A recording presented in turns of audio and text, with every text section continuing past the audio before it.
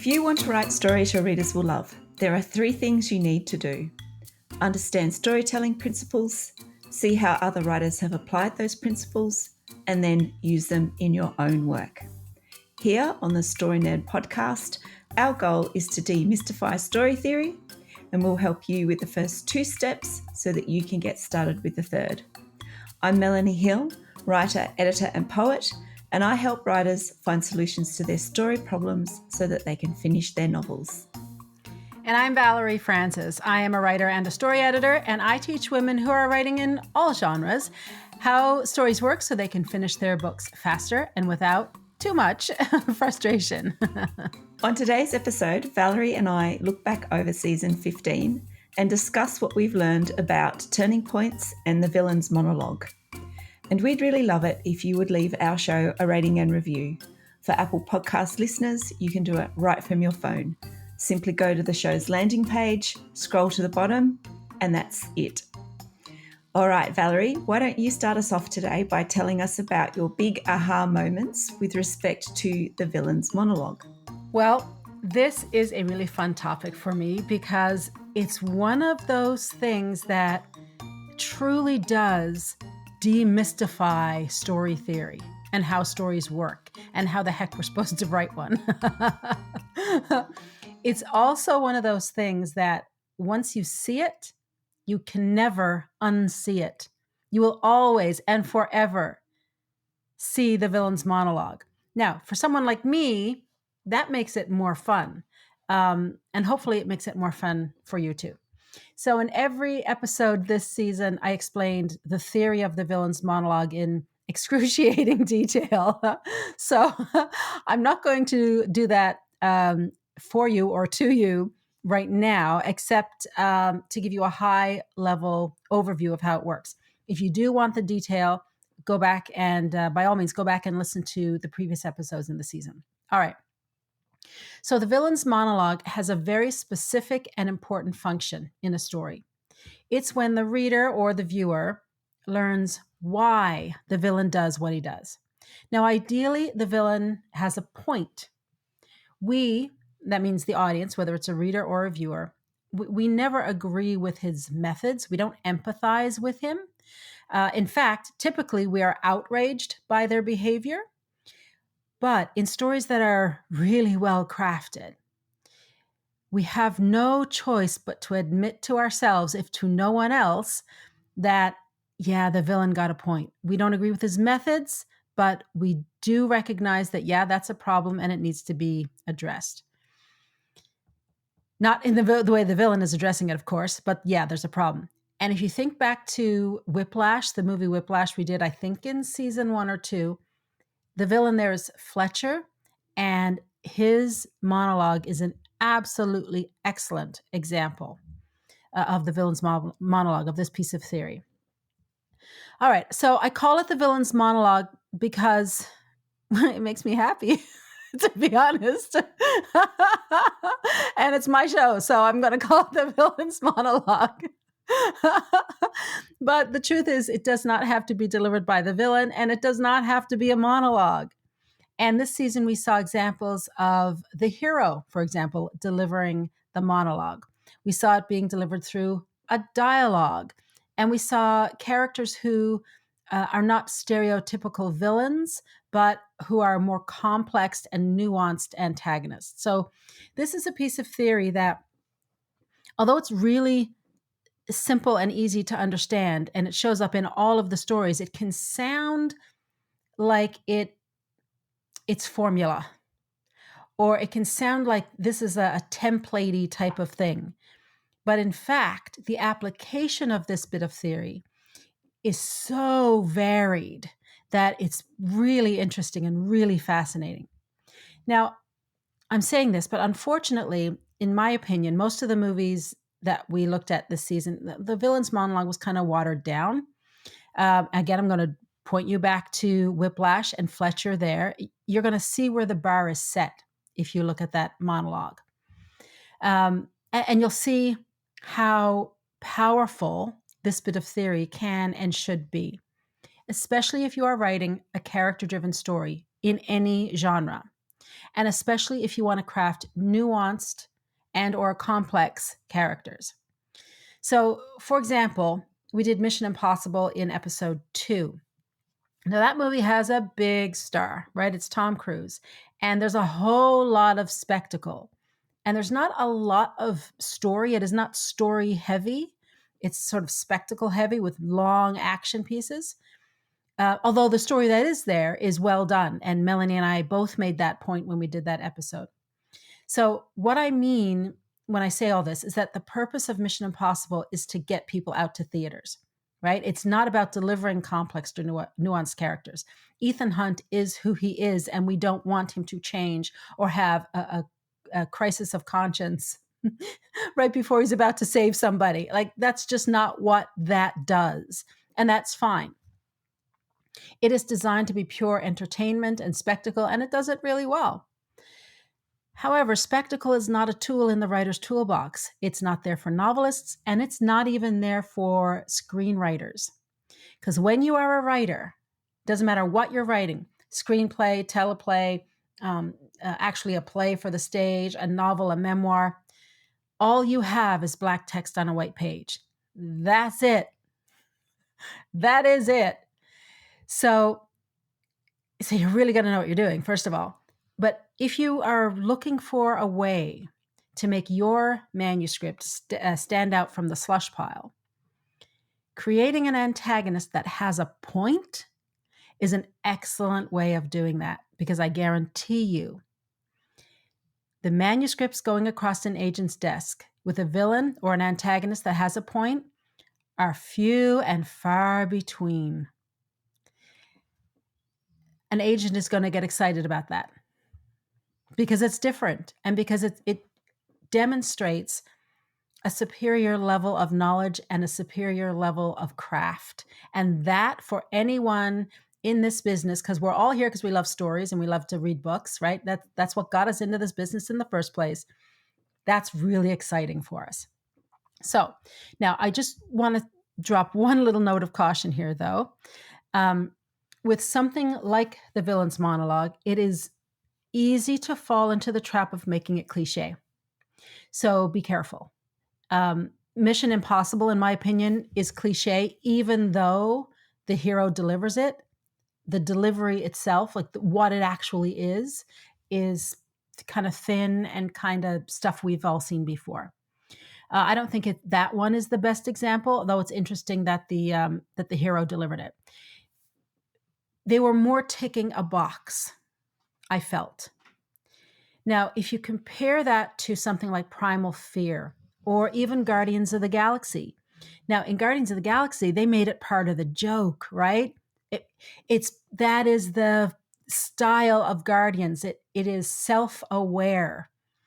It is poking fun at itself all of the time. And so James Gunn just made it part of the joke, which I really enjoyed. Or even if we think of the film She Said that we did earlier in the season, where the villain doesn't even admit that he's done anything wrong, right? All of those movies, Primal Fear, Guardians of the Galaxy, She Said, they've all done something that innovated the villain's monologue. They did more, much more than just ticking a box. And that's what we've got to do too. Because writing a novel or screenplay, remember, whatever you're writing, this is not a box ticking exercise. And anyone who's trying to get AI to generate their manuscript for them hasn't yet realized that. But since you're here and you're listening to this podcast, you know that either intuitively or someone else told you. This is not a tick the box exercise. Any system that is going to give you a template and says, just fill in this template, just fill in this beat sheet, and in 12 easy steps or in 52 easy steps, presto magico, you've got yourself a bestseller. Be wary of those kinds of things, because if you can write a story simply by answering, a bunch of questions on a template or filling in boxes on a template, then AI can too, which means there's already millions of them out on the market and there's nothing there to make your story stand out. Now, in saying that, uh, a list of questions or a template or something like that, that might be a really good tool to help you get your creative juices flowing. And if you use it that way, or if you're feeling stuck, it might help get you unstuck. So if those are useful tools for you for that, then God, go for it, right? Have at it. But just recognize that it's not a cookie cutter. This is not a cookie cutter job. So, the key takeaway, the main key takeaway here for me is that um, a reader needs to know why a villain is doing what he is doing. Somehow or other, we have to get that message across, and delivering it in a cliche way, notwithstanding everything I just said, delivering it in a cliche way is actually better than not delivering it at all. But it's not going to help your manuscript to stand out from the slush pile at all. But if you innovate the delivery, and if you make sure your villain has a point, aha, now you're going to get some attention. Your reader, whether that is an agent or a publishing house or a book buyer, now they're going to sit up and take notice of you and your story. Okay, Melanie, Villain's Monologue. What did you think this week? Well, I was actually amazed at how many of the movies that we studied this season didn't have the villain speaking the villain's monologue. I was quite surprised by that. And I think I realized that I had a bit of a problem with it. Not a big problem, but a little bit of a sort of like a niggle about that, except with She Said, because She Said is based on actual events. So if in real life, if the villain didn't admit guilt, then that's something that the writers can't change in the movie. So that was a constraint that they had. And I think, doing what they did was the right way to approach it.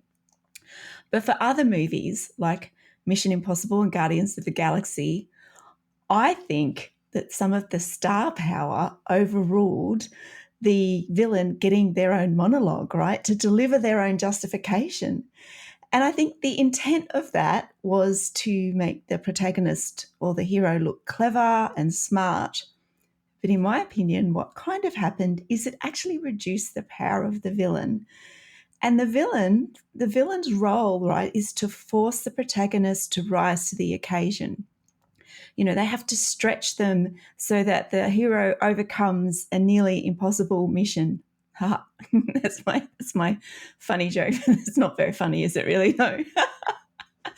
All right, but both of the action movies, especially in action movies like Guardians of the Galaxy and Mission Impossible, the villain is really important, and probably more so in those movies than any other movie in terms of its the villain's visibility and how much it directly impacts the hero on the screen and in the story. So anyway, that was just something that I hadn't thought much about before this season, and now I have thought about it. I thought, I have maybe a bit of an issue with that. Now, having said that, I will qualify something about what I've said there.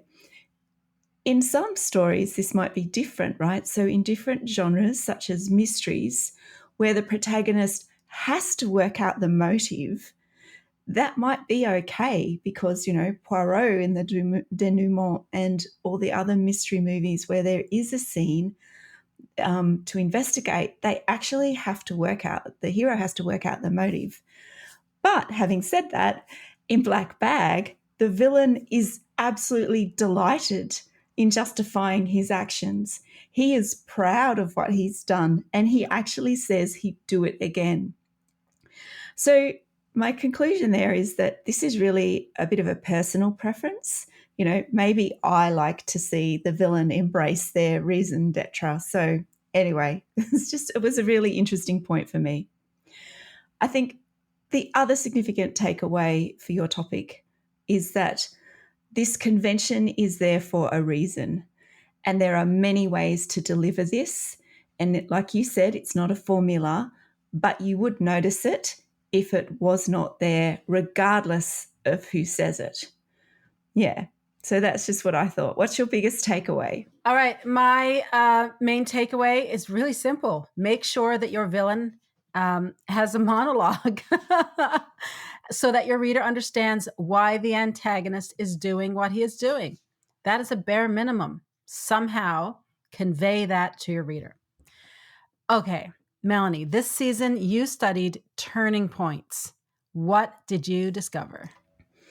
Well, in season 14, I studied progressive complications. So, as a natural progression of that study, this season I wanted to study turning points, right? And a turning point is a progressive complication that forces the protagonist to make an irreversible decision.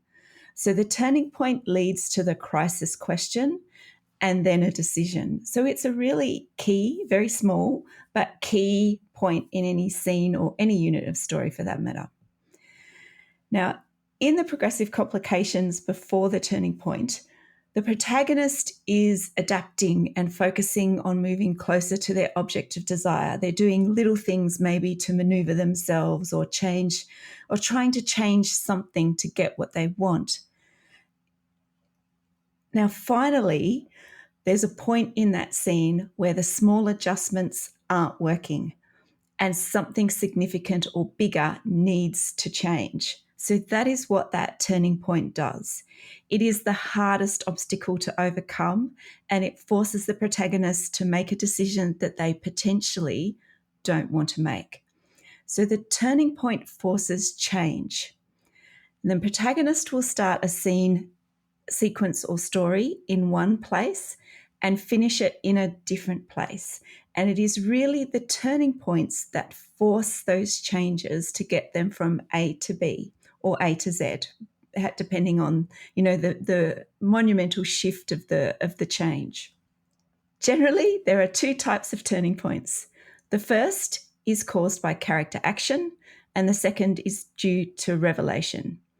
So one type is action-based and one is information-based. Now, sometimes the turning points are easy to identify, but other times they are more minor and subtle. Most movies we studied this season had a combination of both types of turning points, except for Foe, which just had random events. I'm going to reopen the wound. Anyway, go. You don't know what we're talking about. You will have to go back and listen to that episode. Now, something that I found out this season is that different genres use the placement of turning points, the crisis and the climax, in different ways. Action stories place these beats within a scene very close together, and they follow in quick succession. Now, so what I learned is that the placement of these beats can help you build tension and keep the pacing fast, or they can occur in slower time and create suspense. Now, it's worth noting that good action stories follow a clear cause and effect pattern at the scene, sequence, and act level, and all story events link to the overall story and drive the story turning point, which delivers you the climax. And it's really clear. And if you really want to understand what we mean when we talk about these things, go back and watch a good action story and start big. It's really obvious so that you can start to pick these things up and look at how scenes, sequences, and acts are created, and you'll be able to identify those turning points really quickly. Now, this season, I also used the concept of who wins the scene to find the turning point. Now, winning the scene is a simple and effective way to think about objects of desire, oppositional forces, and change within a unit of story. So when a character wins a scene, what it means is that they get what they wanted. And note that I didn't use protagonist, antagonist, villain, or hero. I used character because it doesn't always have to be the hero who wins the scene. And in fact, I recommend that the hero doesn't always win the scene, right? Now, I used this concept because it was really interesting in Primal Fear when the twist at the end changes the viewer's understanding of what actually happened throughout the story. And it also changed our understanding of the turning points and the crisis and the climax of each scene. So it's just something to use if you're kind of trying to work out what's going on in a story and identify your turning points. But I think the biggest lesson I learnt this season was from watching Foe. The lack of story logic and characters without objects of desires meant that the turning points were pretty much non-existent. And I think that this was really problematic. So when you watch a movie that doesn't work, it's a really good idea to go and think about the parts of the story theory that were missing so that you can see what happens if you don't know how to piece together a coherent narrative. Anyway, that's just random thoughts coming there. But Foe was really important this season, even if it was really hard to watch, because we really could see what happens if you don't do certain things in a story. All right, Valerie, what did you learn this season about turning points? Okay, I was actively avoiding talking about Foe again.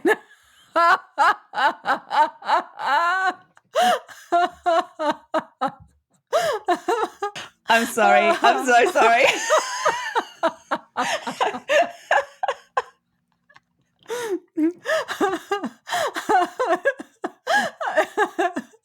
It's too traumatic. Can you get PTSD from watching a movie? No.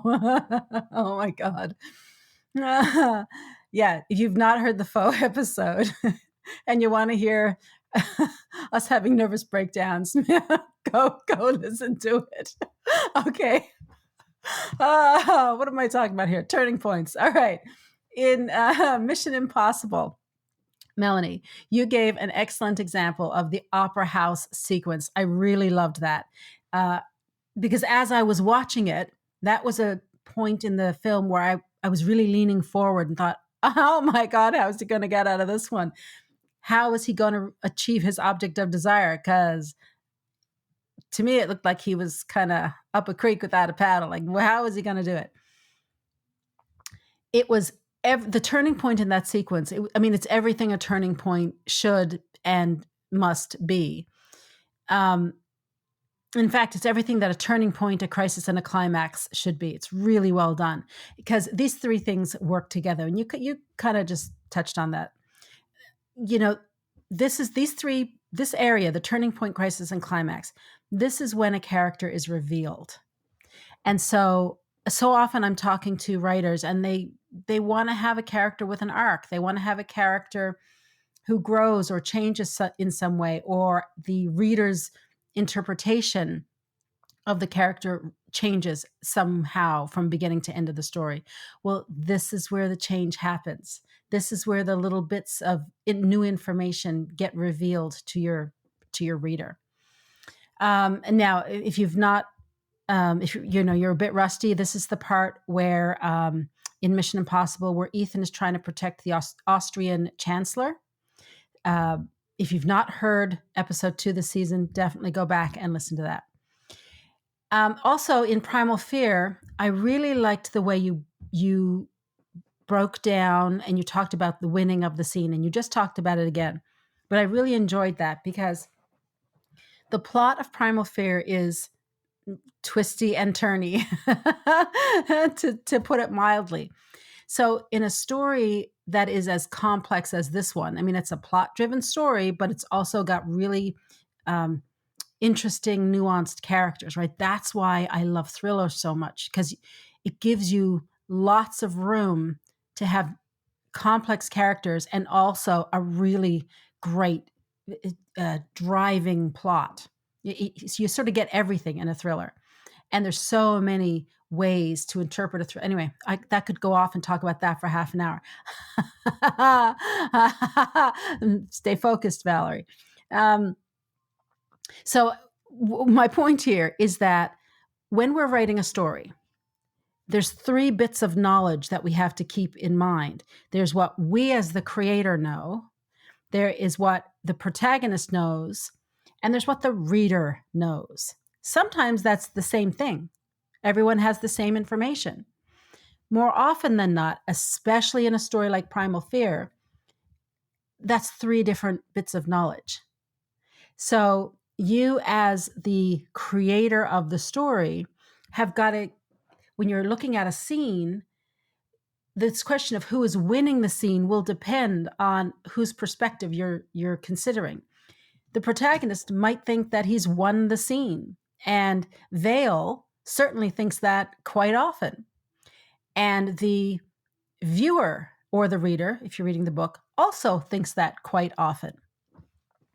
However, William Deal, when he was writing the book, he had the most information, and he knew that Vale was actually getting further and further from his object of desire, which was to seek justice, right? That's what it's a legal thriller. That's what it's happening, or psychological thriller with a legal element. That's what that's all about. We know he's getting further and further from that object of I say we now because we know the whole story. The royal we as the creator of the story, we as William Deal know that he's getting further and further and further from his object of desire. But when we're watching the movie for the first time or reading the book for the first time, we're like Martin Vale, where we think he's getting closer. So this whole idea of winning a scene is fascinating to me. And you're absolutely right that this turning point is sort of the trigger that starts that whole thing. If anyone has not seen the Primal Fear episode, definitely go check that out and add Primal Fear to your list of top 10 movies to study as a novelist, because it will be well worth your time. You can study it for yes, turning point, yes, villain's monologue, and anything else you want to learn. It's so well done. And read the book too, because it's even better. Okay, Melanie, your best advice. All right, so for this season, my best advice on turning points is that to acknowledge that turning points are the precursors to irreversible change within the unit of story. To find them, you need to look for the point where the characters are forced to make a decision, and then look at what happened before that decision point. Whether your characters are constant or changing, there is still a need for them to make a decision. So start by trying to locate these points in a story and then work backwards to see how the turning point was built. All right. Well, that is the end of the best advice that we have for season 15. That means next we got season 16. What are you going to study, Melanie? All right. So next season, I'm going to study the shadow. So if you're not sure what that is, make sure that you join us next season as we explore what the shadow is together. All right. Well, since I just finished the villain's monologue, I think it's only fitting that in season 16, I study the hero's monologue. Oh, that's also, really lots good. of fun. And when you see it, you cannot unsee it. I'm telling you, this stuff is so much fun. All right. Well, that wraps it up for this week. Join us again next week for our What Went Wrong episode. This time around, we'll be taking a look at staying alive. To support the show, please leave us a rating and review and tell your writer friends about us. And for more information about our online training, visit storynerd.ca/courses. And to join Valerie's Inner Circle, go to valeriefrancis.ca/inner circle. And for tips about books to help you read like a writer, visit me at melaniehill.au. And remember, story theory doesn't have to be difficult. It's a tool to help you write more, not less. So take it one step at a time and have fun.